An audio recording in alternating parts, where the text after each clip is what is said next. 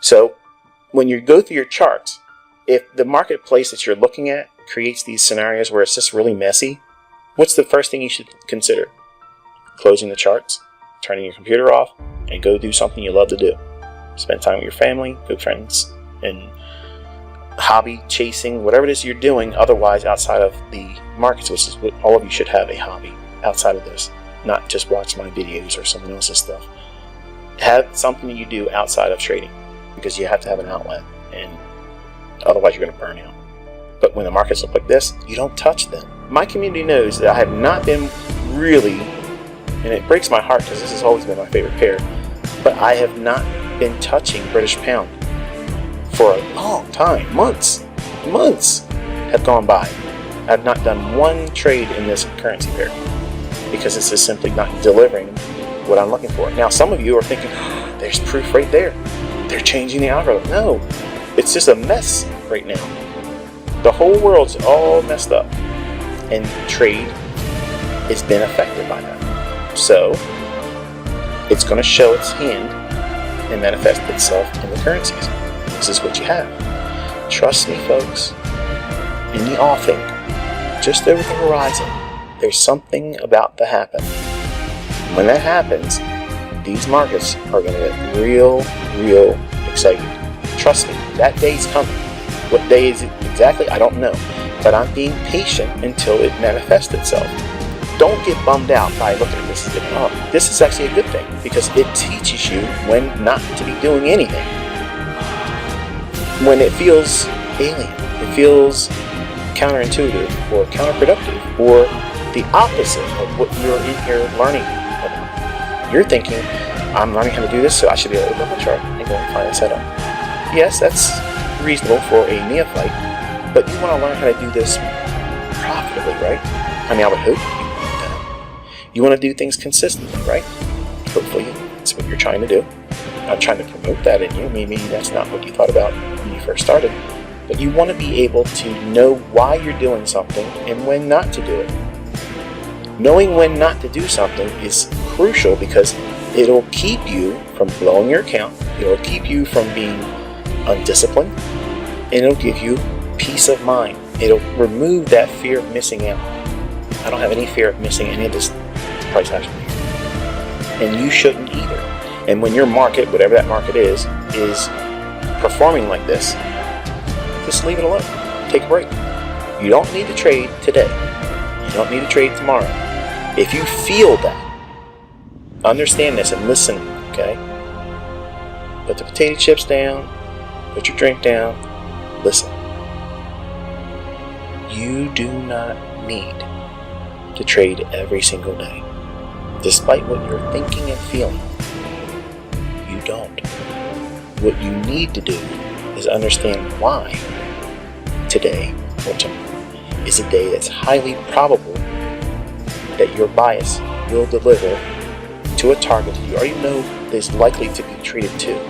But you have to have an expectation of where it's going to go. Where is it going next, higher or lower?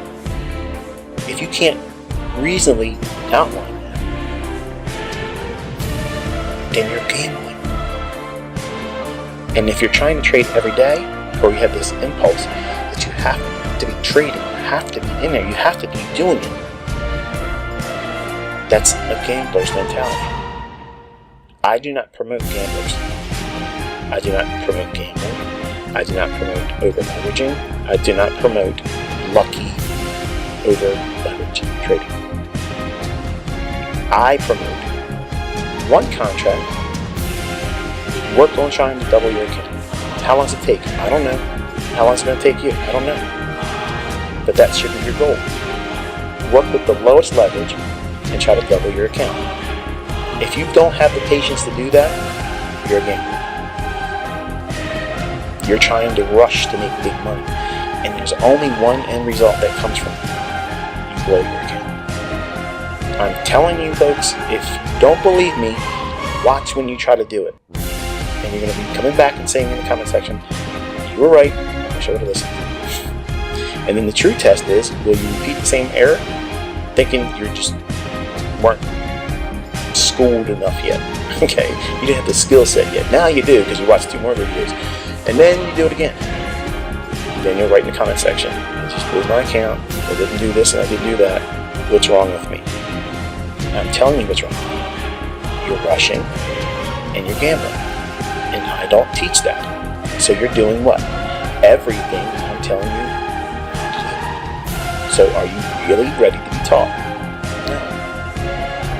Once you break yourself and you have no more money in your account, and you have no more money to put back in the account, and you are questioning whether or not trading is for you, that is the student that's ready. Because they have nothing to go in and gamble with, and it's all up from there. Or they say, trading's not for me. And guess what? That's the right decision. Because you know yourself better than anyone else. If you decide that, you know what, I've tried this, I've tried that, it isn't working, trading's not for me. Well, God bless you. You've probably saved yourself a fortune.